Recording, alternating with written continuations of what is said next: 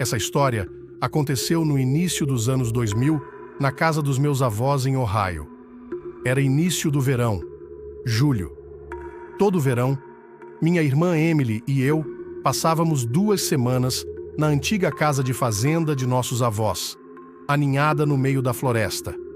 Era uma tradição acalentada, repleta de risadas, brincadeiras e o aroma reconfortante das tortas caseiras da vovó. Os extensos campos e a densa floresta eram o nosso playground, um forte contraste com a nossa vida suburbana. Foi aqui que nossas melhores lembranças de infância foram feitas. Os dias foram idílicos. Ajudaríamos o vovô a cuidar das vacas, ordenhando-as na neblina da manhã e alimentando as galinhas ao nascer do sol. O jardim da vovó era uma colcha de retalhos colorida de flores e vegetais, e passávamos horas arrancando ervas daninhas, regando e colhendo os produtos mais maduros para o jantar. As noites eram passadas em volta de uma fogueira, assando marshmallows e ouvindo as histórias do vovô sobre os velhos tempos. Adormecíamos ao som dos grilos, sentindo-nos seguros e amados.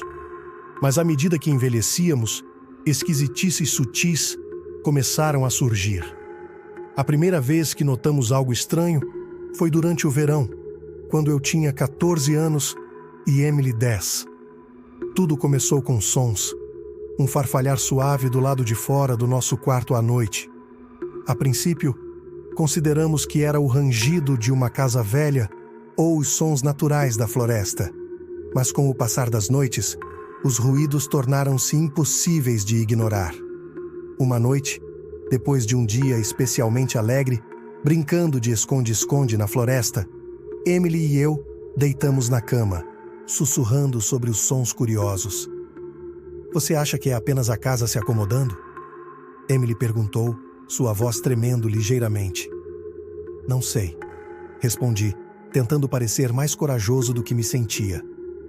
"Talvez seja apenas o vento." Mas no fundo, ambos sabíamos que algo não estava certo. Na noite seguinte, quando a casa ficou em silêncio e o farfalhar familiar começou, ouvimos algo novo. Passos apressados ecoando pelos corredores. No início, eles pareciam parar do lado de fora do nosso quarto, mas logo viajaram por toda a casa. Nós nos agarramos um ao outro, nossos corações batendo forte. O som era muito deliberado, muito humano, para ser o vento ou a madeira assentando. Uma noite, os passos ficaram mais altos, quase como se alguém estivesse correndo pela casa. Aterrorizados, mas curiosos, Emily e eu decidimos investigar. Saímos do quarto, as tábuas do piso rangendo sob nosso peso. À medida que avançávamos pelo corredor, os sons ficaram mais intensos, ecoando nas paredes. "Talvez devêssemos perguntar à vovó e ao vovô", Emily sussurrou, segurando meu braço. "Eles saberão o que está acontecendo." Hesitamos do lado de fora da porta do quarto dos nossos avós. Os passos pareciam vir de todos os lados. Reunindo coragem, bati suavemente. Não houve resposta. Girei a maçaneta lentamente, abrindo uma fresta da porta. De repente, uma voz atrás de nós nos fez pular. "O que vocês dois estão fazendo acordados tão tarde?" A voz do vovô era gentil, mas nos assustou. Nós nos viramos e vimos nossos avós parados atrás de nós no corredor escuro. Seus rostos estavam sombreados, dificultando a leitura de suas expressões. Ouvimos barulhos, gaguejei. Parecia alguém correndo pela casa. Vovó sorriu, mas não alcançou seus olhos. "Você não deveria se preocupar com isso. É apenas a casa se arrumando. Vocês dois deveriam estar dormindo." Eles nos conduziram de volta ao nosso quarto. Sua presença, ao mesmo tempo reconfortante e perturbadora. Enquanto eles nos acomodavam, tentamos afastar o medo, mas o olhar deles permaneceu em minha mente. Na manhã seguinte, tudo parecia normal novamente. Nossos avós eram como sempre, amorosos. Mas Emily e eu Não podíamos esquecer os acontecimentos da noite anterior. Determinados a descobrir a verdade, decidimos ficar acordados até tarde novamente e ver se conseguíamos descobrir o que estava causando os ruídos. Naquela noite, Emily e eu entramos no quarto dos nossos avós enquanto eles ainda estavam no jardim. Nós nos escondemos no armário deles, deixando a porta aberta apenas uma fresta para espiar. Esperamos, com o coração batendo forte no peito, enquanto a noite caía e a casa ficava em silêncio. Os passos recomeçaram, o som de movimentos apressados, quase frenéticos pela casa. Então, com uma rapidez enervante, nossos avós se levantaram da cama e saíram correndo do quarto. Seus movimentos eram tão rápidos e pouco naturais que Emily e eu mal podíamos acreditar no que víamos. Sentamos no armário, mal ousando respirar. Depois do que pareceu uma eternidade, eles voltaram para a sala, com os rostos vazios e inexpressivos. Eles se moviam pela sala com uma velocidade assustadora, e então, para nosso horror, vovó parou bem em frente ao armário. Ela se abaixou, espiando pela pequena abertura na porta, seus olhos fixos nos nossos. Ela começou a rir. Começou como uma risada baixa, mas logo ficou mais alta, mais maníaca e durou horas. Seus olhos nunca deixaram a pequena abertura onde nos escondíamos. Ela não se mexeu, não piscou, apenas riu aquela risada terrível e interminável. Ficamos paralisados de medo, incapazes de nos mover ou emitir qualquer som. Ao amanhecer, a vovó parou de rir de repente.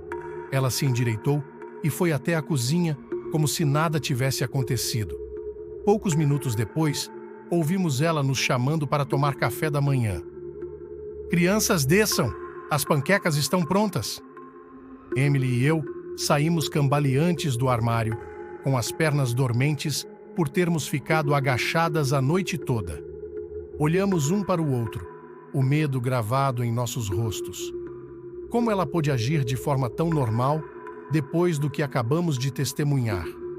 No dia seguinte ao nosso encontro arrepiante com a risada da vovó, Emily e eu estávamos nervosos. Os acontecimentos da noite anterior passaram repetidamente em nossas mentes. Determinados a encontrar respostas, decidimos revistar o quarto deles enquanto eles estavam no jardim. Examinamos cada centímetro até que Emily encontrou algo estranho. Uma leve corrente de ar vindo de trás do armário. Nós o empurramos para o lado, revelando uma porta escondida. Nossos corações dispararam quando a abrimos e vimos uma escada escura que levava a uma sala subterrânea. Naquela noite, a casa estava estranhamente silenciosa. Os sons habituais de passos apressados e farfalhar estavam ausentes. Era como se a casa estivesse prendendo a respiração. Emily e eu saímos do quarto, atraídas pelo silêncio perturbador. Fomos na ponta dos pés até o quarto dos nossos avós, encontrando o armário movido para o lado e a porta secreta entreaberta. Descemos a escada estreita, com passos lentos e deliberados. O ar ficava mais frio a cada passo e um cheiro fraco e acre enchia nossas narinas. No fundo, nos encontramos em uma sala mal iluminada, velas tremeluzindo nas paredes, lançando sombras misteriosas. No centro da sala, nossos avós realizavam um ritual grotesco. Eles faziam cortes nos braços um do outro, com facas enferrujadas, e depois lambiam o sangue das feridas um do outro. A visão foi horrível. Ficamos paralisados na porta, incapazes de compreender o que estávamos vendo. De repente, nossos avós pararam e viraram a cabeça em nossa direção, com os olhos fixos nos nossos. O choque e a confusão em seus rostos rapidamente mudaram para uma calma perturbadora. Fechei rapidamente a porta e tranquei-a com uma chave enferrujada pendurada na parede. "Crianças", disse o vovô com uma voz que me causou arrepios na espinha. "Somos só nós, seus avós. Vocês deveriam estar dormindo." "Correr!" sussurrei para Emily e corremos escada acima e atravessamos a casa. Podíamos ouvir passos rápidos atrás de nós, mas não ousamos olhar para trás. Saímos pela porta da frente e continuamos correndo até chegarmos ao limite da propriedade. Quando finalmente nos viramos, vimos nossos avós parados na porta, acenando com as mãos numa paródia grotesca de um adeus alegre. Não paramos de correr até chegarmos ao ponto de ônibus mais próximo. Emily estava chorando e fiz o possível para confortá-la. Vai ficar tudo bem, eu sussurrei, embora eu não tivesse certeza se acreditava nisso. Quando o ônibus finalmente chegou, deixei-a adormecer em meus braços, enquanto permanecia acordado, observando a estrada, minha mente fervilhando de perguntas sem resposta. 20 anos se passaram desde aquele verão terrível. Emily, que tinha apenas 10 anos na época, tem lutado contra traumas desde então. Ela se recusa a falar sobre isso e evita qualquer contato com nossos avós. Quanto a mim, encontro-os ocasionalmente, mas apenas em plena luz do dia e nunca na casa deles.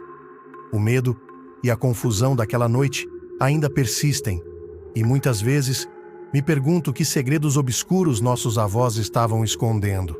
Às vezes, fico acordado à noite, repassando os acontecimentos em minha mente, tentando entender tudo. Mas não importa quanto tempo passe, uma coisa fica clara: aquele verão mudou tudo. A memória daquele ritual sinistro assombrará para sempre os nossos sonhos.